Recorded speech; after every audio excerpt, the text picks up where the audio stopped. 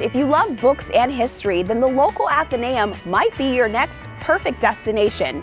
Many cities around the country have these institutions, which are often part library, part museum, and all about curiosity and learning, including Rhode Island's spectacular Providence Athenaeum. It's a magical space. It has so much history to it, but it's also very vibrant and alive, and there's a coziness to it as well. I think it's just a very charming, romantic, alluring, and attractive place. It's a library that everybody always wanted to have in their house. The building itself was built between 1836 and 1838. It was designed by William Strickland, who was a noted architect. We're designed as a Greek temple in honor of our patron saint, really, Athena, the goddess of wisdom, which is where the name Athenaeum comes from. It is a long, narrow hall with granite steps up the front. We've been open to the public since 1838 and continue to be. Anybody can come in and enjoy the space.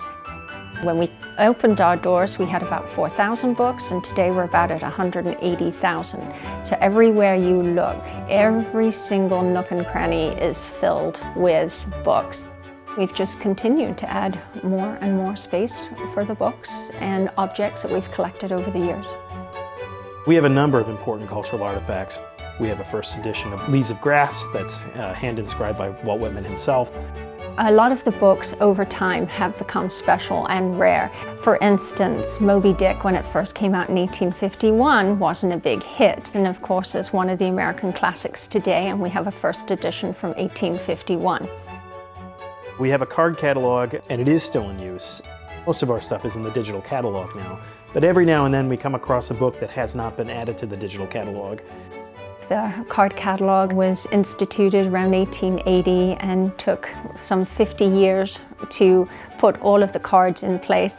You know, we have modernized. We are on the computer system now, but we still use our card catalog, and it's a great source of information that we still rely on today.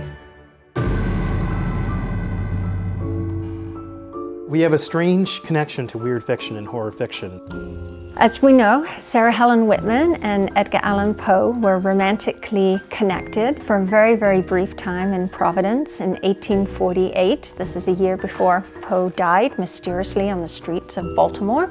It was a doomed romance. She said, "I love you, Edgar, you gotta quit drinking." And he said, "No problem." It was kind of a problem. They would meet here in the alcoves of the Athenaeum, and during one of the visits here, Sarah Helen Whitman took a book off the shelf, and in it was a poem that was published anonymously. And Sarah Helen Whitman said, "I love this poem." And Poe said, "That's great, I wrote it." And he signed his name in the book, and we still have it today.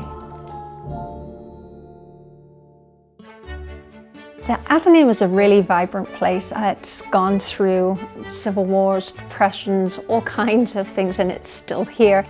We're continuing to see our membership grow, continuing to engage with the public through our collections, through our exhibits. We want to continue that engagement with the public because I think that's been part of our mission for nearly 2 centuries. It's really culturally and intellectually stimulating, and I think a very important part of Providence. Sounds like a perfect place to spend a chilly winter afternoon.